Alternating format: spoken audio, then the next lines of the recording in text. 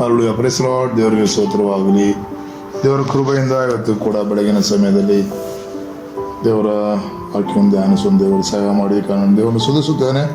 ಇವತ್ತಿನ ಧ್ಯಾನಕ್ಕಾಗಿ ಈ ಕೀರ್ತನೆಗಳ ಪುಸ್ತಕ 54ನೇ ಅಧ್ಯಾಯ 4ನೇ ವಾಕ್ಯ ಧ್ಯಾನಿಸೋಣ. ಕೀರ್ತನೆಗಳು 54:4 Psalms 54:4. ಇಗೋ, ದೇವರೇ ನನಗೆ ಸಹಾಯಕನು, ಕರ್ತನೇ ನನ್ನ ಪ್ರಾಣವನ್ನು ಕಾಪಾಡುವನು. ಹಲ್ಲೆಲೂಯಾ.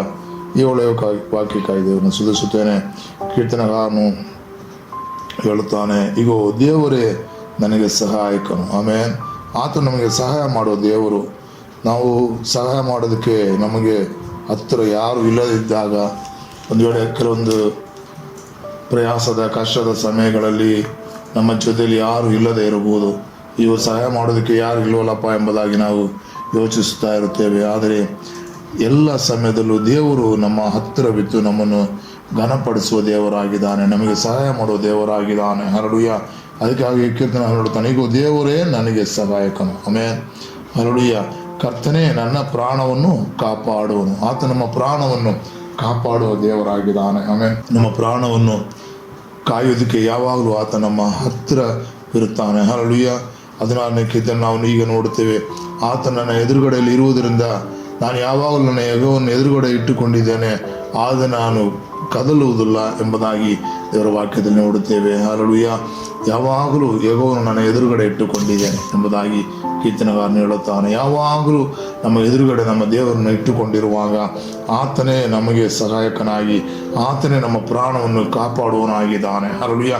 ದೇವರ ಕರದಲ್ಲಿ ಸಮರ್ಪಿಸೋಣ. ಕರ್ತಾವೇ, ಯಾವಾಗಲೂ ನಾನು ನಿನ್ನನ್ನು ನನ್ನ ಎದುರುಗಡೆ ಇಟ್ಟುಕೊಂಡಿರುತ್ತೇನೆ. ಆಮೇಲೆ ನನಗೆ ಸಹಾಯಕನಾಗಿ, ನನಗೆ ಎಲ್ಲ ಕಾರ್ಯಗಳು ನನಗೆ ಹೆಲ್ಪ್ ಮಾಡೋದಕ್ಕಾಗಿ, ಸಹಾಯ ಮಾಡೋದಕ್ಕಾಗಿ, ನನಗೆ ಹತ್ತಿರವೇ ನೀನು ಯಾವಾಗಲೂ ಇತ್ತು ನನ್ನನ್ನು ಕಾಯೋದಕ್ಕಾಗಿ ಸ್ತೋತ್ರ ಎಂಬುದಾಗಿ ದೇವರ ಕರದಲ್ಲಿ ಕೊಡೋಣ. ಮಾತ್ರವಲ್ಲ, ಆತ ನಮ್ಮ ಶತ್ರುಗಳ ಕೈಗಳಿಂದ ನಮ್ಮ ಪ್ರಾಣವನ್ನು ಕಾಪಾಡುವ ದೇವರಾಗಿದ್ದಾನೆ. ಶತ್ರು ನಮ್ಮನ್ನು ಯಾವಾಗಲೂ ಹಿಂದಟ್ಟಿ ನಮ್ಮನ್ನು ನಾಶ ಮಾಡೋದಕ್ಕೂ, ನಮ್ಮ ನುಂಗಿ ಬಿಡುವುದಕ್ಕೂ ನಮ್ಮ ಹತ್ತಿರ ನಮ್ಮನ್ನು ಹಿಂದಟ್ಟಿ ಬರುವಾಗ, ಆದರೆ ಕರ್ತನು ನಮ್ಮ ಹತ್ತಿರವಿತ್ತು ನಮ್ಮನ್ನು ಕಾಪಾಡುವ ದೇವರಾಗಿದ್ದಾನೆ. ಶತ್ರುವಿನ ಕೈಗಳಲ್ಲಿ ಸಿಕ್ಕಿಕೊಳ್ಳದೆ ಆತನು ಯಾವಾಗಲೂ ನಮಗೆ ದೊಡ್ಡ ಪ್ರೊಟೆಕ್ಷನ್ ಆಗಿ, ಕಾವಲುಗಾರನಾಗಿ ನಮ್ಮ ಜೊತೆಯಲ್ಲೇ ಇತ್ತು ನಮ್ಮನ್ನು ಕಾಯುವ ದೇವರಾಗಿದ್ದಾನೆ. ಆಮೇಲೆ ದೇವರ ಕರದಲ್ಲಿ ಕೊಡೋಣ, ಧೈರ್ಯ ಪಡೋಣ.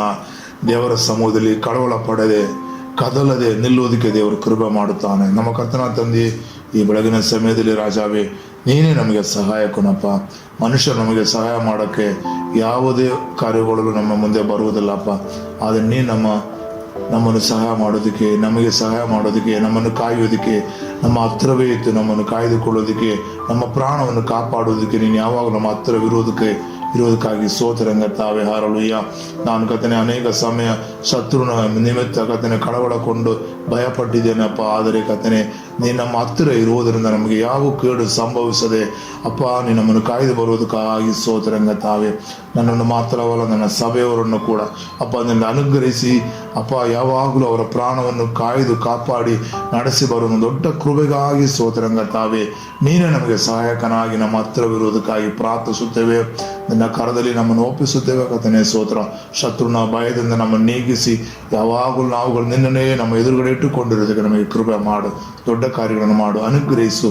ಯೇಸು ನಾಮದಲ್ಲಿ ಬೇಡ್ತೇವೆ ತಂದೆಯೇ. Amen. Hallelujah. Praise the lord. ದೇವರಿಗೆ ಸ್ತೋತ್ರವಾಗಲಿ. ದೇವರು ನಿಮ್ಮೊಬ್ಬರನ್ನು ಅನುಗ್ರಹಿಸಲಿ. ಸ್ತೋತ್ರ.